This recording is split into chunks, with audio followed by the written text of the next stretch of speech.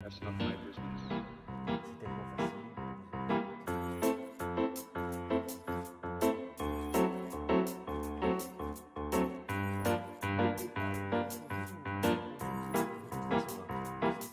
Qui voulait pas être mélasse.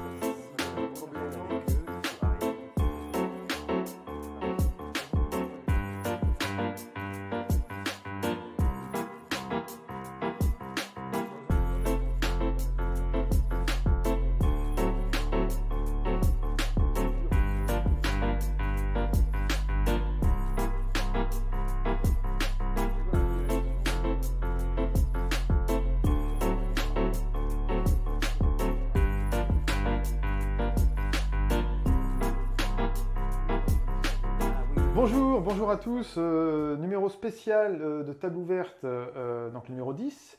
Numéro spécial aujourd'hui seulement avec Kylian et moi-même. Nous allons parler des élections européennes qui approchent et plus spécifiquement sous l'aspect du droit, de l'Union européenne, institutionnel, législatif, en fait. voilà, et également de l'euro. Pour faire quelques rappels et aussi pour vous donner peut-être quelques pièces, si jamais vous avez l'occasion, alors en euros, pas des pièces évidemment, quelques pièces argumentatives si vous en débattez avec des amis, avec votre famille. Nous sommes en janvier. Nous enregistrons avec un peu d'avance parce que, voilà, pour des raisons techniques, nous ne pouvons pas faire d'enregistrement en février.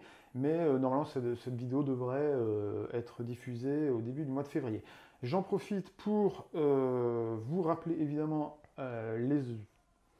les bonnes conduites à avoir, à savoir nous mettre un pouce vers le haut, s'abonner, faire un don à Génération Frexit évidemment, et puis voilà, hein, ça paraît déjà être un bon programme. Oui, c'est déjà une journée bien remplie. Voilà.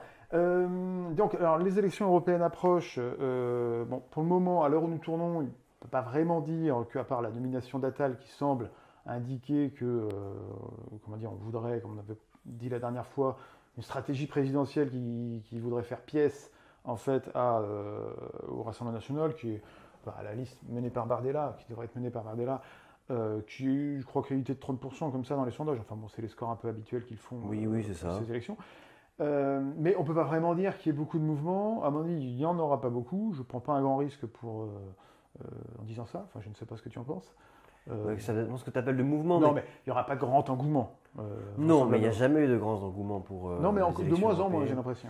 Alors, il y en a eu un petit peu pour les premières, dans les années 80. Rappelez qu'on élit le Parlement depuis 79. Exactement. Avant, il n'y avait pas de Parlement. Il n'y avait pas Parlement européen. Alors, par exemple, il peut y avoir un Parlement qui n'est pas élu directement par les citoyens ou qui peut être composé de parlementaires. Par exemple, au sein du Conseil de l'Europe, il y a un Parlement, mais qui n'est pas élu directement, ça n'aurait pas grand intérêt d'ailleurs, mais qui regroupe des parlementaires des États membres du Conseil de l'Europe. Bon. Donc voilà, pour le moment, les choses ne sont pas extrêmement dynamiques à ce point de vue-là. Donc on va en profiter pour rappeler bien déjà de quoi se compose l'Union européenne, comment ça fonctionne, et peut-être lever quelques inquiétudes, notamment peut-être parler aussi, parce que c'est une chose auquel nous sommes attachés en règle générale, les gens qui s'intéressent aux questions de souveraineté, à la question du Frexit en particulier, à savoir la question des GOP et des grandes orientations des politiques économiques. Parce que très souvent, il y a beaucoup de contestations, beaucoup d'interprétations différentes sur la façon dont ça fonctionne. Donc voilà, peut-être qu'on va commencer d'abord par qu'est-ce que l'Union européenne, déjà, en soi, qu'est-ce que c'est que cet objet, et comment ça fonctionne.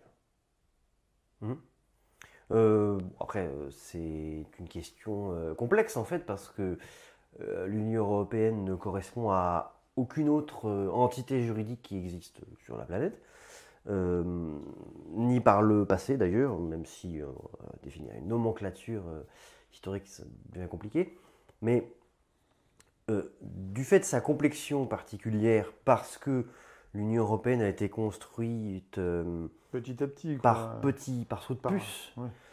par la technique des petits pas en fait. Ouais, c'est ça. Par acquis, c'est-à-dire on a avancé, on a dit bon ben ça maintenant c'est bon. Oui, il y a un effet cliquet, c'est-à-dire qu'une fois que c'est fait, on ne revient pas en arrière. Tu vois, c'est un principe directeur de l'Union européenne, ce qui est logique hein, dans le processus de construction européenne.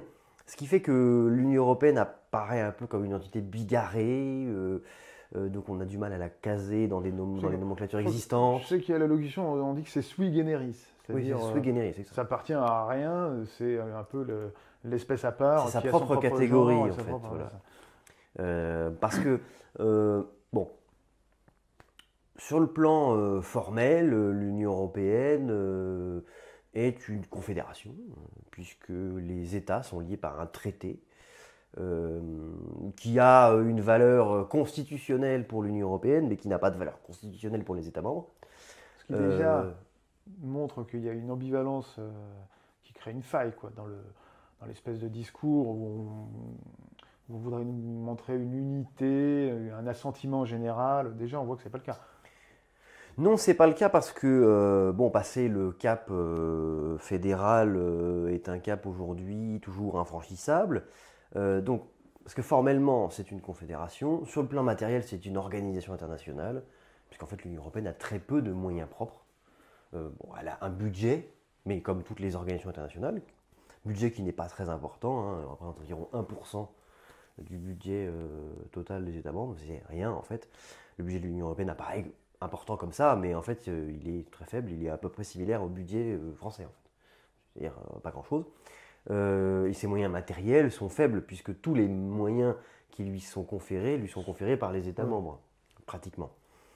Euh, et sinon, sur le plan, disons, substantiel, sur le plan de la production de la norme, l'Union européenne partage des traits de confédération, avec encore des sujets à l'unanimité, et puis des sujets fédérés, en fait. Hein.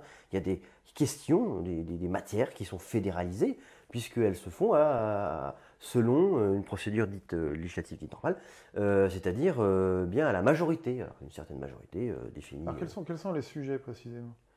Oh, bah, j'ai pas la liste exacte, mais disons que, en fait, désormais, la procédure à la majorité est devenue la procédure normale. Sauf pour la fiscalité, je crois. Alors, fiscalité, les questions de défense et de sécurité commune sont quasi exclusivement à l'unanimité. Bon, sachant que c'est au sein de la PESC, donc, ou la PESC, donc c'est un sujet encore particulier, mais souvent c'est à l'unanimité. Les questions de droit du travail sont à l'unanimité, voire interdite en fait, même d'accès. Par exemple, la question du salaire minimum, hein, qui est souvent vantée, est en fait. Oui. En fait, c'est carrément exclu Oui, du champ des négociations, si je puis mais dire. ça signifie que ça a été voulu. Hein, c'est-à-dire que Oui. les États membres ont refusé, au moins certains l'ont demandé, Mais et ensuite. ça, on reviendra peut-être dessus, mais il y a l'article 151 qui, en fait, trace le périmètre de ce à quoi comment dire, s'étend les prérogatives sociales de l'Europe. Oui, parce qu'en fait, C'est intéressant. l'Union européenne, sur le modèle plus allemand, fédéral allemand, que ce modèle fédéral américain qui est souvent mis en avant dans la communication, euh, est dotée de compétences d'attribution. C'est-à-dire que, tout comme la loi fondamentale allemande, il y a des compétences qui ressortent de l'Union européenne et qui lui sont confiées par les États membres.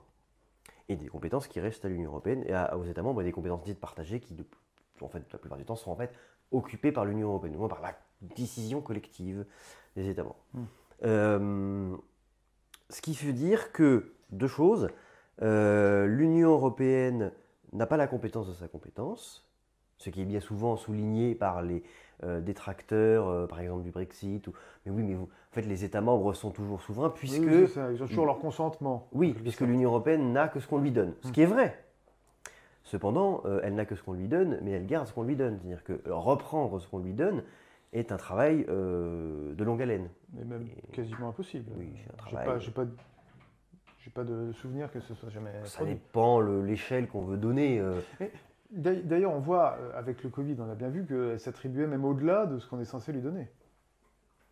Oui, Elle a souvent tendance, l'Union européenne a tendance à dire, oh là, il y a un problème, il faut régler ça au niveau européen. Quoi. alors en fait c'est parce qu'il y a plusieurs choses. Bon, déjà il y a des matières qui sont conférées qui sont un peu floues.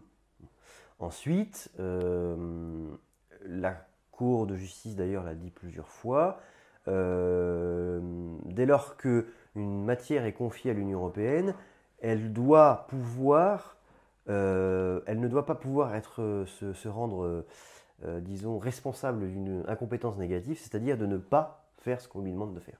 Donc elle doit pouvoir être dotée de tous les moyens qui lui nécessaires permettent et donc de prendre toutes les décisions nécessaires, ce qui étend le champ. Ce qui explique que le droit de l'Union européenne soit aussi vaste, finalement, et qu'il ait des répercussions dans tout un tas de domaines sans qu'on le soupçonne, en fait. Oui, c'est dû aussi à autre chose. La construction européenne a... Un des traits saillants de la construction européenne, c'est qu'elle part du bas et pas du haut. Je veux dire par là que la fédéralisation, généralement, qu'elle soit faite par décomposition ou par recomposition, décomposition comme la Belgique ou recomposition comme les États-Unis, généralement, on s'accorde, même quand on est d'ailleurs à un stade confédéral, hein, puisque c'était le cas des États-Unis au départ, c'est une confédération hein, jusqu'en 1789, 1787-1789, on s'accorde sur la défense commune, c'est-à-dire les questions militaires, et les affaires étrangères, et puis souvent le commerce entre les différents membres et avec l'extérieur. Et puis c'est tout. Et puis après, on peut élargir lorsque l'État fédéral grossit, comme ça a été le cas. Mais là, nous, on a fait l'inverse. On est parti de la norme de la taille et de la forme des carottes, et on n'est toujours pas arrivé à la défense commune. Oui, effectivement, c'est une construction paradoxale. Ce qui explique d'ailleurs, ça m'a expliqué pourquoi ça ne fonctionne pas bien et pourquoi ça ne fonctionnera jamais. Il y a on a l'impression d'une sorte d'asymptote, c'est-à-dire de courbe qui jamais ne rejoindra le point qu'elle est censée, qu'elle prétend en tout cas atteindre. On a le même problème avec l'euro d'ailleurs. À peu de choses près, ça répond à la même logique.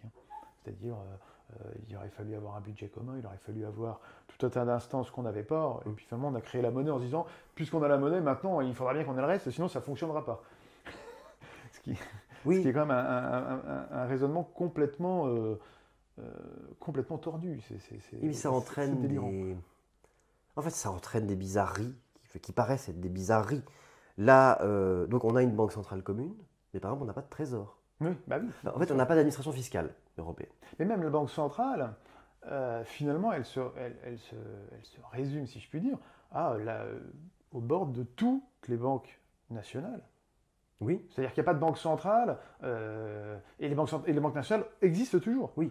Ça, c'était le choix. Ça s'est surajouté, c'est le choix allemand. C'est l'Allemagne qui a voulu ça. Ça s'est surajouté, c'est-à-dire qu'il n'y a pas vraiment de création ex nihilo, ou en tout cas réellement neuve. Il aurait été possible de supprimer les banques centrales nationales. Ça avait été discuté. Oui, et puis les Allemands ont dit non, ils ont d'ailleurs bien fait, soyez en passant, mais on voit qu'on a vraiment affaire à quelque chose qui avance, ça donne l'impression d'une sorte de couvercle qu'on essaie de mettre sur les pays européens, on essaie comme ça de rameuter tout le monde dans le même sens, un peu comme une poule avec ses petits qui s'éparpillent un peu partout, et on essaie de les reconduire en fait au sein d'un même ensemble, alors qu'en fait ils ont une tendance naturelle à l'éparpillement, à la divergence. Et ont une volonté en fait. Oui, bien sûr, qui traduit leur volonté nationale en fait. Quand une matière n'est pas, disons, confédéralisée, voire fédéralisée, pour le dire ainsi, c'est que les États membres ne veulent pas le faire en fait. Et donc, tout ce qui a été cédé apparaît comme secondaire et tentaculaire. Ça s'étend partout, mais ça concerne des sujets qui paraissent mineurs, en tout cas pour la plupart. Il y a des grands sujets qui sont gérés au niveau de l'Union européenne, plus ou moins, par exemple la politique commerciale, qui est elle totalement fédéralisée. Mais c'est lié à la nature économique de l'Union. Mais par contre, pour revenir sur le Trésor, les États ne voulant pas se départir de leurs compétences régaliennes par excellence, c'est-à-dire le pouvoir de prélever de manière autoritaire l'impôt, c'est un prélèvement par voie d'autorité, on n'a pas le choix, on ne consent pas, il y a un consentement à l'impôt, mais on ne contractualise pas l'impôt, alors que par exemple, d'une certaine manière, le budget de l'Union européenne est contractualisé, puisqu'on s'accorde sur la répartition des versements. Mais l'absence, ce qui fait qu'il n'y a pas de trésor, parce qu'on ne veut pas donner d'embryon d'administration fiscale, ce qui fait que, alors c'est pas un secret, c'est pas caché, donc il n'y a rien, il n'y a pas d'anguille sous roche à creuser, mais où sont déposés donc les fonds du budget européen? Dans des banques privées. Ah oui. Et oui, il n'y a pas de trésor. Donc dans des banques privées. Voilà. Donc nous allons voter pour les parlementaires européens. Alors comment fonctionne cette élection? À quoi sert le Parlement? Et quel est l'enjeu en fait d'une élection européenne? Euh, bon, d'abord, Il y a 754, je crois, c'est ça. Ouais, ça fait une assez grosse assemblée. Bon, il faut dire qu'il faut représenter, bon gré mal gré, 300 millions de personnes. La France vote, enfin, à combien de sièges? 78. 78. Oui. On en avait 74 et le départ Plus du la- Royaume-Uni nous en a donné 4 de plus. Donc 78 pour la France. C'est donc, on est le deuxième représenté à l'Union européenne après l'Allemagne qui maintenant doit être à 83 peut-être. Je crois, mais j'en suis pas sûr. Donc elle en a un peu plus que nous, puisqu'elle est plus peuplée que nous. Au passage, d'ailleurs, c'est drôle parce que si la Turquie venait à adhérer à l'Union européenne, Ça serait le plus peuplé des États. et ben oui, et donc elle aurait le plus de députés. Voilà. Je parle même pas de la Russie, mais bon, c'est pas l'ordre du jour. C'est même pas envisagé. Donc le Parlement est élu dans les différents États membres, et donc chaque État membre donc, forme au minimum une circonscription. Par exemple, c'est le cas en France. La France est une circonscription, donc on vote, et puis on vote, et puis au total, ça fait 78 députés qui sont répartis à la proportionnelle et qui vont ensuite au Parlement. Mais ce n'est pas forcément le cas, puisque les États membres décident de la manière dont ils répartissent, dont ils découpent leur territoire. Donc il peut y avoir plusieurs circonscriptions. Et il y en a eu d'ailleurs en France. Oui, en France, c'est vrai. Il y en a eu. Donc ensuite, les députés sont membres de partis nationaux, mais forment des groupes parlementaires au sein du Parlement européen, qui sont en fait des coalitions et des agrégats de partis politiques nationaux. Il n'y a pas de parti politique européen, donc forcément il faut bien faire avec. Et donc il n'y a pas de majorité, hein, évidemment, au Parlement européen, ce serait compliqué, hein, puisque tout se fait à la proportionnelle. Et qu'en plus, chaque État intègre la plupart du temps des enjeux nationaux dans ces élections européennes, et très peu d'enjeux européens. En fait. Comment dire, les parlementaires eux-mêmes se retrouvent pris entre des coalitions nationales et des coalitions de partis trans-européens. Et sans compter qu'ils ont eux-mêmes leurs consignes de parti qui se répercutent. Enfin, comment dire, les conséquences de leur vote au Parlement peuvent avoir des répercussions sur leur électorat local au niveau national. Et donc ça veut dire aussi qu'il y a un triple enjeu. C'est-à-dire qu'ils ont un enjeu personnel de parti stricto sensu, de partis au sens européen, et ensuite de partis au sens national, c'est-à-dire ils sont français, ils sont belges, ils sont luxembourgeois, polonais, etc. quoi. Donc déjà, on voit le tableau, réaliser des coalitions avec cette équation-là est à peu près impossible, en tout cas sur des sujets vraiment importants. Sur les sujets annexes, on arrive toujours à s'entendre, évidemment. Oui, et donc finalement, quel peut être l'intérêt de voter pour ce Parlement qui, on le rappelle, n'a pas l'initiative des lois? C'est-à-dire qu'il est là pour discuter, enregistrer, voter pour ou voter contre les lois qui elles-mêmes sont proposées par la Commission.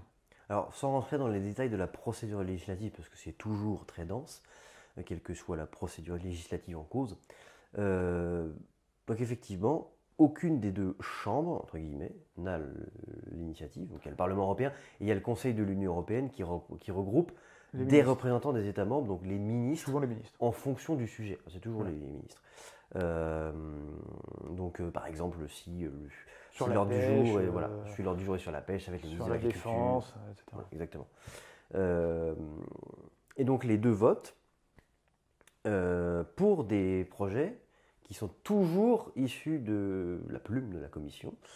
L'idée étant d'empêcher un État membre ou certains États membres de former des coalitions qui leur permettraient de passer des textes et ainsi d'imposer leur volonté aux autres. Ça, de dévoyer l'Union à leur avantage. Voilà. Il faut bien imaginer que l'Union européenne est marquée par la dissymétrie de ses démographies, de ses géométries.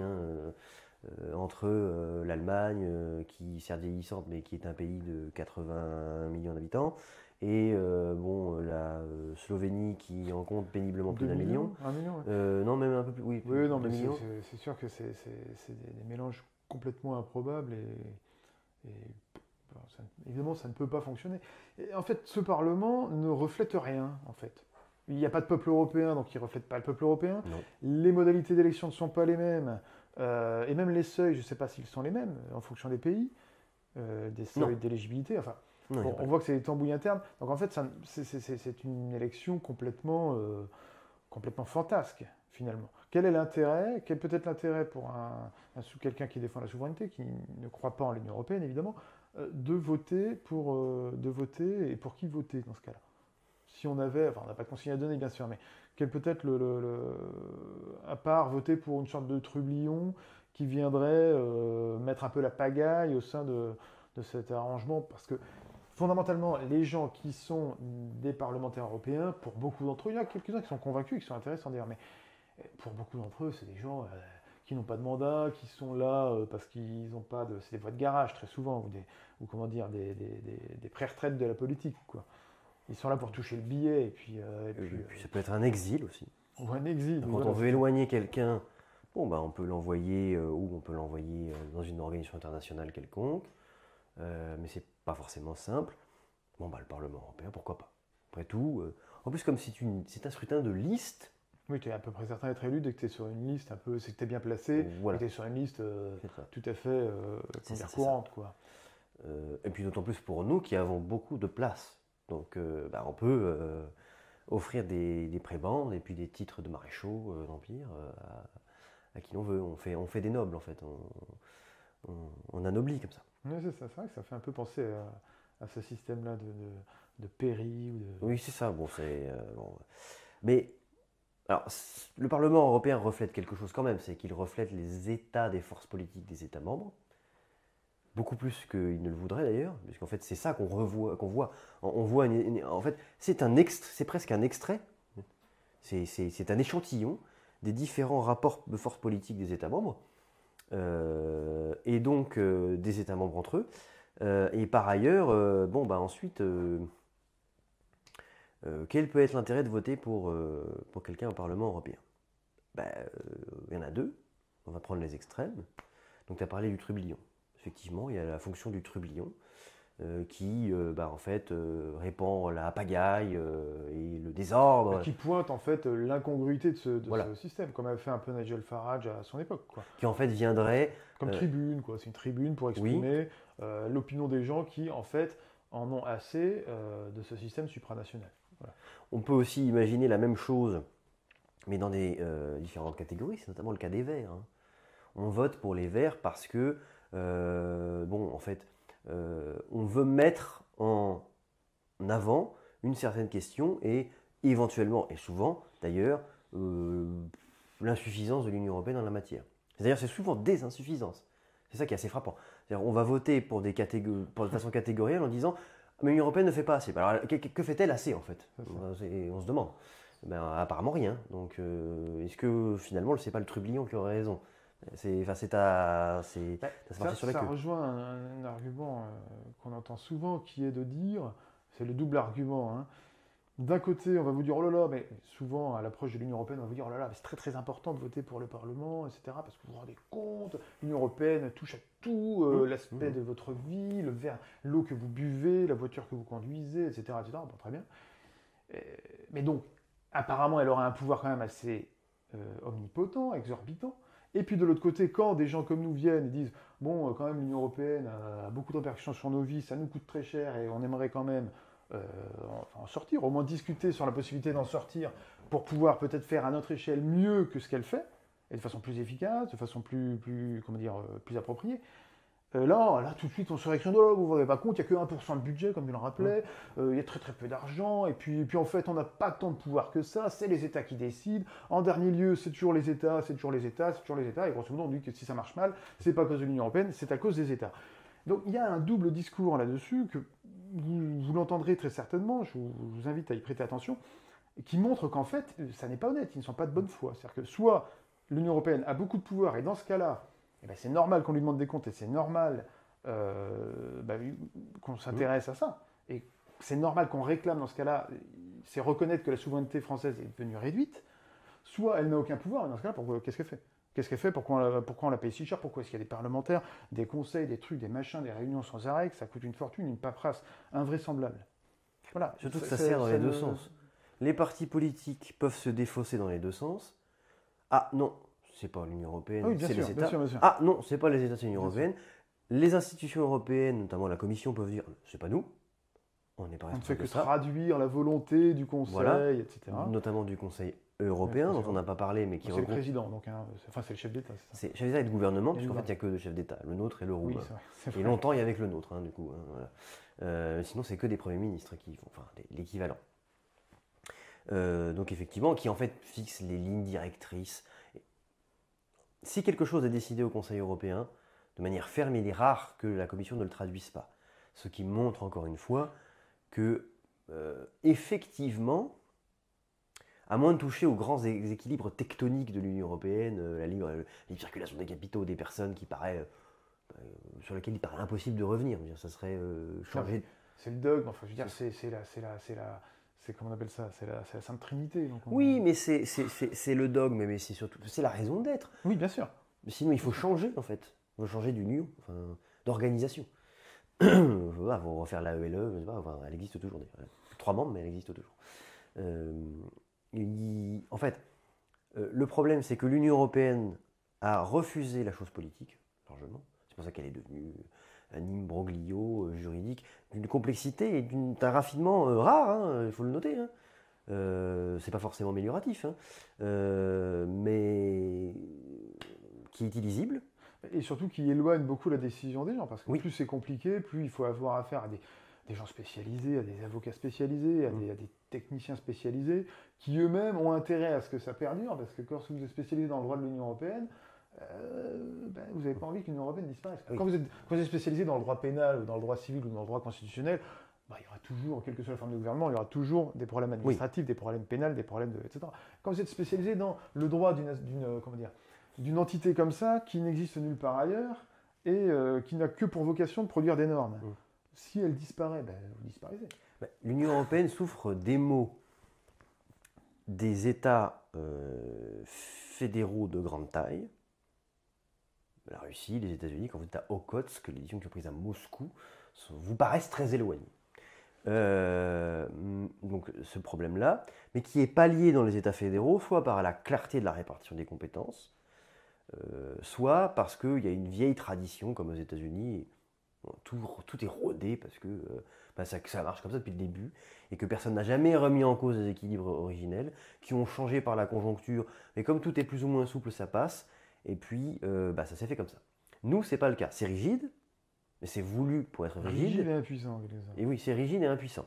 C'est rigide et impuissant. On a refusé la chose politique, donc tout est juridique. Mais dès qu'une question politique se pose, on ne sait pas quoi faire. Ce qui fait que l'éclatement menace à chaque moment. Donc la Commission a la grosse goutte et devient paranoïaque. On a vu avec la Pologne. Bon, maintenant, ça s'est calmé, puisque la Pologne a changé de gouvernement et de majorité. Et souvent, d'ailleurs, c'est la solution pour la Commission, hein, pour ceux qui espèrent beaucoup de, par exemple, Orban, ou là c'était le PiS à la Pologne, Oui. ou je ne sais qui d'autre ailleurs, ou Meloni en Italie. Ils disent, oh là là, vous allez voir, l'extrême droite va arriver au pouvoir, pour les gens qui croient à ça, et on va tout renverser, etc. La Commission, elle, en général, elle attend que ça passe, puis quand le gouvernement passe, on se débrouille pour en mettre un autre, ou en tout cas on encourage à ce qu'un autre arrive, ce qui est souvent le cas, et puis voilà, le problème ne se pose plus. Et un autre aspect de ce processus législatif, qu'on connaît bien hein, pour les gens qui s'intéressent au Frexit, ce sont les grandes orientations des politiques économiques, donc les GOPE, alors que je suis en régie par je ne sais plus quel article exactement des traités sur le fonctionnement de l'Union européenne. Ça a fondamentalement pas beaucoup d'importance. Et donc voilà, comment ça fonctionne exactement et quels sont les moyens d'y échapper? Au GOPE? Oui. Y a-t-il des moyens d'échapper Mais ça dépend ce qu'on veut dire par échapper. Si échapper, c'est parvenir à les faire sauter, non, il n'y en a pas, c'est pas possible.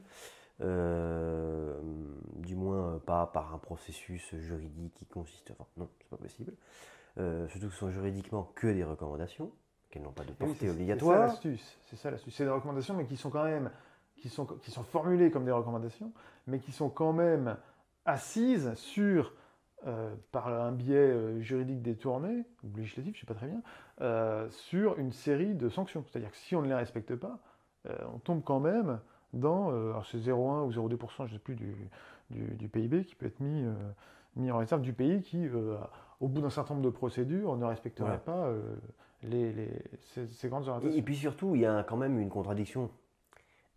C'est que quand on recommande quelque chose, c'est un avis, c'est un conseil, qui n'a pas à être suivie. Sauf que si cette recommandation suit un engagement, C'est plus une recommandation. bah, c'est plus une recommandation. C'est un rappel. Oui, c'est un rappel, oui. Mais en fait, c'est ça le problème, c'est que les États s'engagent. Donc, Alors, les GOPÉ, c'est au mois de mai à peu près. Hein. Oui, c'est ça. Chaque fois au mois de mai, la commission, enfin pas la commission, en fait le Conseil, envoie aux États membres la feuille dans laquelle il leur est rappelé de faire telle et telle réforme parce qu'ils se sont engagés en fait à les faire dans le cadre du semestre européen dont les grandes lignes directrices ont été données par le Conseil. Voilà. Donc c'est un peu le serpent qui se mord la queue, c'est un système d'asservissement qui permet en fait de faire en sorte qu'aucun État jamais ne dévie de l'engagement pris en amont en fait. et mais simultanément, ça n'a rien d'incohérent. Puisque l'objectif, c'est de faire en sorte que les économies des États membres convergent. Ah oui, donc c'est extrêmement cohérent dans oui, le oui. processus européen, ça c'est Donc, sûr.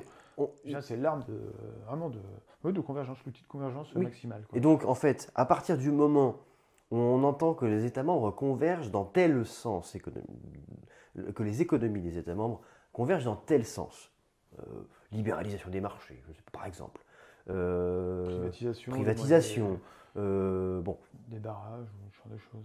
eh bien, si on ne redéfinit pas l'objectif, eh bien, il ne faut pas s'attendre à ce que les mesures pour accomplir cet objectif changent.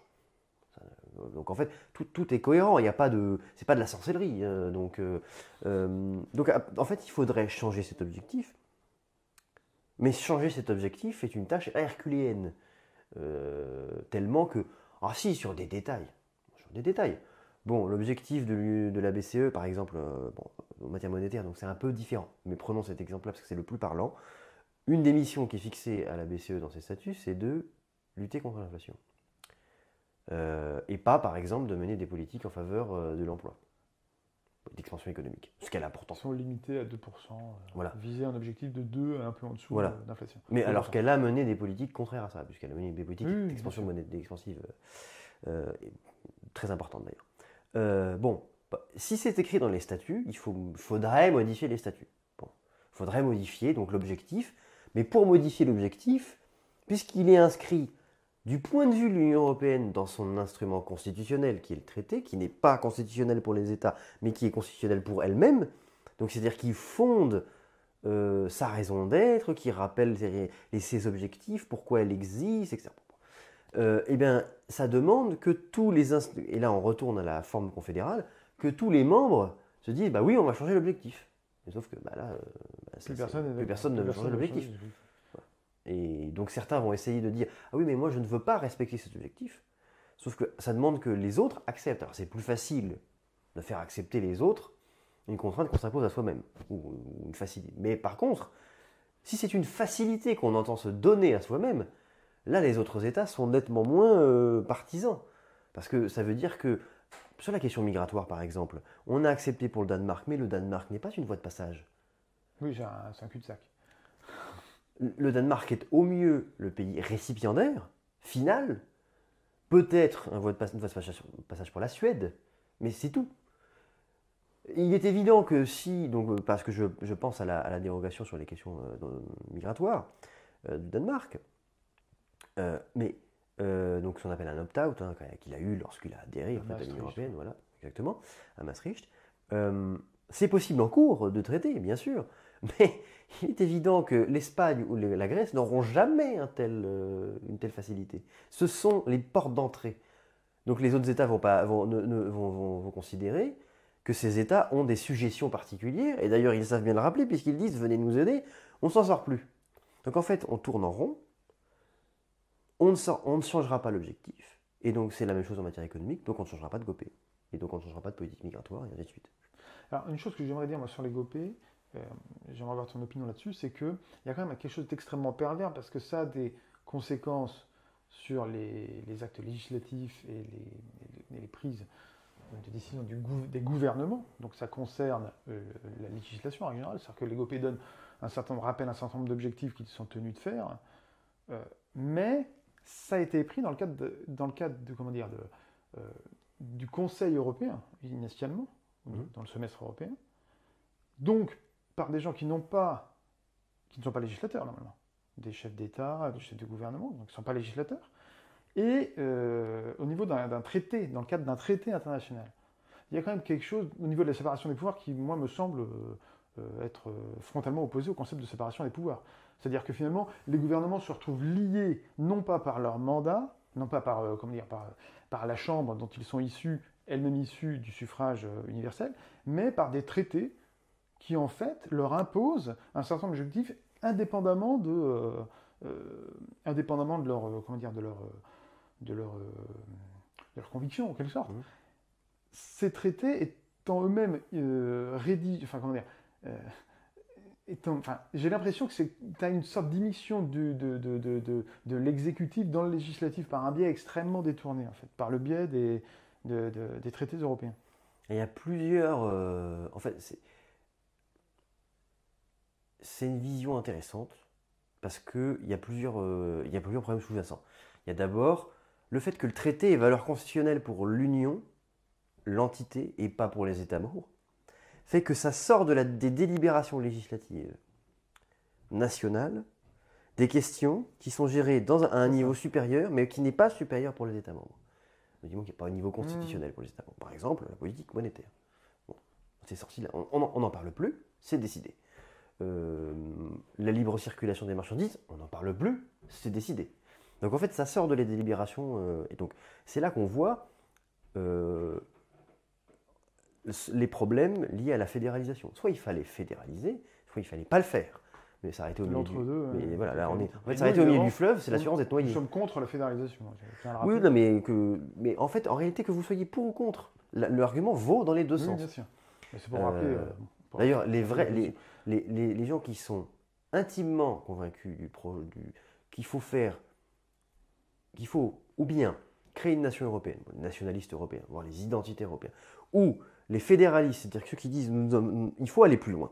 Il faut ils ne parlent pas de la question nationale, il y aura toujours plusieurs nations au sein de l'Union européenne, mais l'Union européenne doit devenir une fédération, sont beaucoup plus cohérents et ont beaucoup plus conscience de ça, et des fragilités que ça comporte, que le prêchi prêcha, nous sommes tous ensemble, sauf quand il s'agit du fisc. Ah, nous sommes tous ensemble, ah oui, mais sauf quand il s'agit de se répartir les migrants. Ou alors si, alors on est obligé de se l'imposer et d'imposer des sanctions financières pour se les partager, vu au point où on en est, c'est-à-dire à tel point des États ne veulent pas les récupérer en fait, puisque c'est ça. Les États qui ne sont pas voie de passage, on n'en a rien à foutre. Et là on touche du doigt ce que moi j'estime être le fond véritable de l'Union européenne, qui est en fait un système de coercition qui s'apparente à, alors moi j'apparente ça à une secte. Voilà. C'est-à-dire qu'on a une sorte de secte d'État un peu protestante, qui se dit tiens, il faut se faire un certain nombre d'objectifs, répondre à un certain dogme économique, etc. Et puis les récalcitrants, eh bien, on va leur mettre des sanctions, des machins, des mesures de rétorsion, etc., afin que tout le monde converge vers l'espèce d'Europe, de paradis qu'ils nous prédisent, mais qui en fait n'arrivera jamais. Voilà. Ces gens-là sont dans l'irrationalité la plus complète, derrière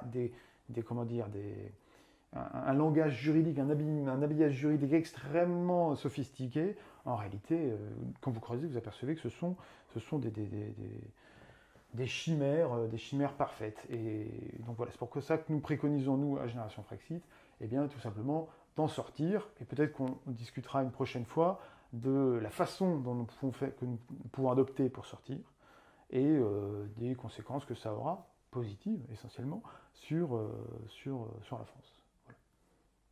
Bien, Kylian, je te remercie pour ce petit interlude. Je te remercie également. Dites-nous en commentaire si ça vous a plu, si vous avez des questions, si vous auriez aimé que l'on parle peut-être un peu plus de l'euro, ce que nous n'avons pas abordé. Nous aurons l'occasion, je pense, prochainement, je vous dirai ça une prochaine fois, peut-être au mois de mars, petite surprise en ce qui concerne l'euro, qui est un vaste sujet en soi, qui pose des problèmes d'ailleurs bien particuliers. Donc si vous avez des demandes particulières, n'hésitez pas à nous faire savoir, des questions, vous pouvez poser à Kylian ou à moi-même. Et si ça vous a plu, dites-le.